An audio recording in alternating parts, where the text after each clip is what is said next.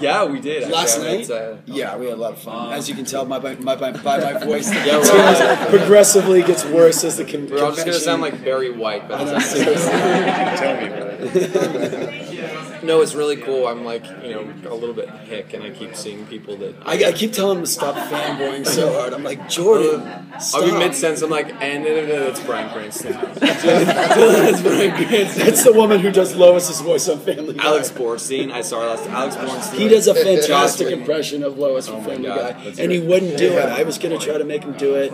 I do several So now I'm putting him on the spot right now. Now you have to. I hate you. I always put him on the spot. Seth MacFarlane's going to call all of us and sue us all. So long as you're prepared for that lawsuit, I can do the voice. We'll take it, Sarah.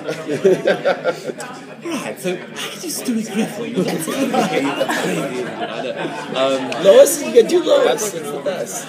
Lois is really hard because you got to get up to the brain part. You write the seven minutes. It's crazy. But Peter's he's pretty easy too. You just got to get to the side of it. We should talk about Orphan Black. Yeah, we should. I can do with a voice while we talk about it. You can answer all your questions. So Orphan Black. Well, that kind of ties in directly, in a way, to Orphan Black because I think one of the things that I've been so impressed about is like Tatiana's skill and your skill at sort of completely transforming yourself. Is that something that obviously during the audition phase, or have you always sort of had that ability to kind of do voices, do different accents, do different things? Accents, yes. Something that was really new to me was playing with physicality because I've always sort of been this like awkward, lanky beanpole. So what I did was in method we sometimes do animal exercises, and I decided to physicalize a feline because I felt that the animal represented a lot of the qualities that I saw in this person, and instead of trying to sort of like kind of mech my way through it, I just thought, okay, I'll play. You end up doing this weird exercise, climbing on house furniture as a cat, and sort of getting the shoulders back. And I realized, you discover all these different muscles and new tension, and it helps you to really become this person. And a lot of it was on the page. We had a few different versions of him. There was an American version. There was more of a London punk version, which was closer to Sarah. So the accent, instead of being like here in like a different register, it was much lower, and it was like, instead of saying like nothing, it was nothing, something, the body language changes all the time. Don't you have Mick Jagger to thank too? I do. Yeah. That's the big one. That was the legendary story is that after my animal exercise, there were still a couple of things missing.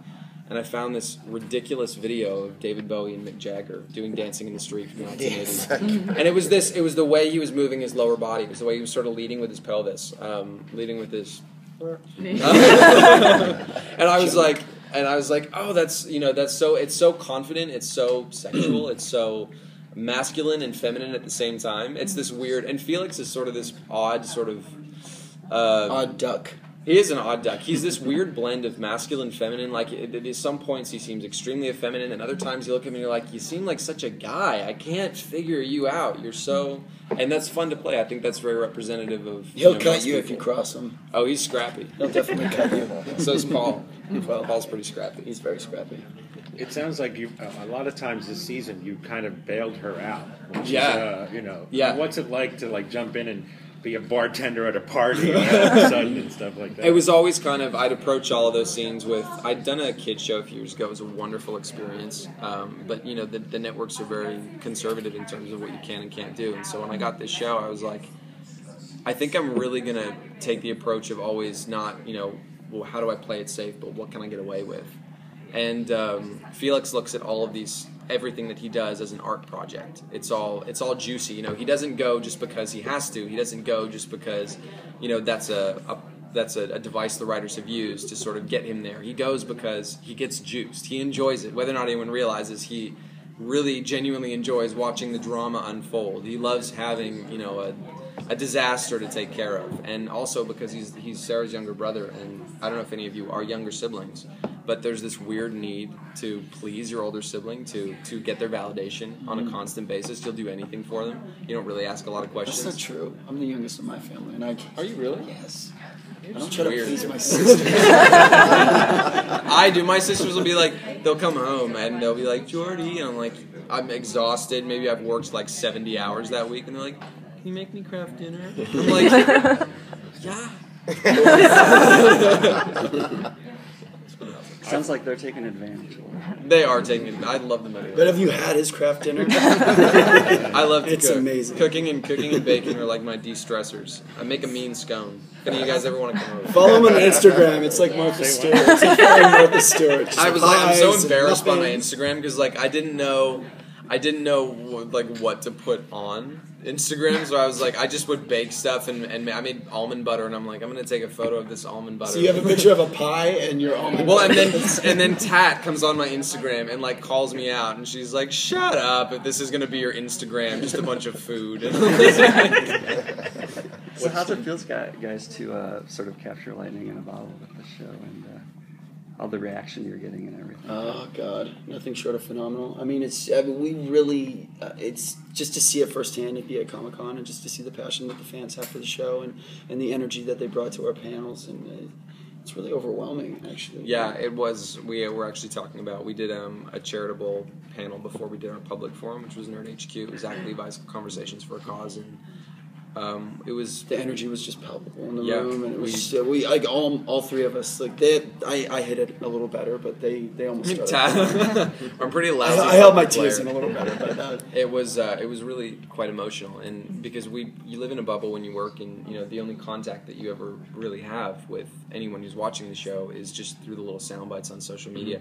And thank God for social media, because the show's momentum seems to just continually to pick up and just to get strong. It's getting stronger and stronger and stronger. And I think with the DVDs coming out now too, I think that's kind of a push. Well, it's such a great show to binge watch too, right? And like good old fashioned word of mouth as well. That's sort of what helped to spread this was just I'm going to tell a friend. And Patton Oswalt as well. We spoke to him for about a half hour. He's the most kind, funny, cool guy, and he's so smart. Like I'm just like, and everything he says is amazing. Intelligently like hysterical. He's so composed and articulate and poised, and I just want to be him. When he was giving us his thoughts on season 2 and what he wanted to see happen as well, and how he actually feels that Allison is way more of a psycho than Helena. And he thinks that Donnie, Allison's husband, is the biggest psychopath on the show to be right. with Allison. So has anybody pitched him to be on the show yet? God, are you kidding me? We pitched everybody. We want. I know Patrick J. Adams wants a guest. Yeah, spot. I thought I saw a hashtag. Please, can I guest? Yeah, he did. Patton Oswalt. I'm sure. I think Emma Roberts was really obsessed with the she show was. too. I mean, it's crazy. You're all more than welcome. If any if you guys want to guest star, I'm in Toronto. My money's on Sissy though. I want Sissy Spacek. Sissy Spacek would be. Gosh, are you kidding me? You talked about the process you go through to discover Felix, and we talked to the producers yesterday about Tatiana's process for each character. Yeah. She'll go through a dance for Cosima, she'll flitter around as Helena sort of scarily like that. You guys, are you on set when she's doing that? Oh yeah. Yeah. In the makeup trailer, like she'll kind of start getting into a lot of the transitions happen in like I stay in character the whole way through, and so what he does. I'm always talking to Felix when you're getting your makeup done. It's really weird. I always feel like he's like hitting on Paul when I'm getting my makeup. Always. I'm like, can't help stop, Jordan. And the cameras aren't rolling. Steven, the makeup artist, was like just in love with Felix, but like really never got to know Jordan. And then finally, on like one of the last days, he's like, "Jordan's just a bit boring, aren't you?" He's really Stephen Lynch and Sandy Sokolowski are the hair and makeup team behind the clones. They did the best in the business. And Helena's her scars on her back too. That was so really good. cool. Yeah. We do get a chance to see some of the transitions happen. We try and give her as much as you can because she's jumping transforms in and within out. an hour and a half. Yeah, it's pretty crazy. Really tough. So if you can, she loves improv. She did long form improv for years. So I'll ad lib and kind of, especially when she's Allison, we'll be improving off set and then kind of go into the scenes, cutting remarks, and she'll respond, and it just helps to set. And when you're in a scene with Tatiana Maslany, it's like she's looking into your soul. Like, honestly, before the scene starts, like about a minute before, she'll just stare at you. There is something and really like get this eye contact going with you, and I'm like, oh my god, there's something draws me in, But when we had our first screen test, it was kind of like when I walked in, she was the only girl I hadn't rehearsed with, and you see her, and I just thought it was like seeing when I walked in the room, the executives were on the one side, and it was like wanting to say hi to a friend I hadn't seen in 20 years. I want to be like, "How's your husband? How's your kids?" She's one of the sweetest girls you will ever meet in your life. One of the most grounded individuals as well. So. Thank you. Thanks, guys.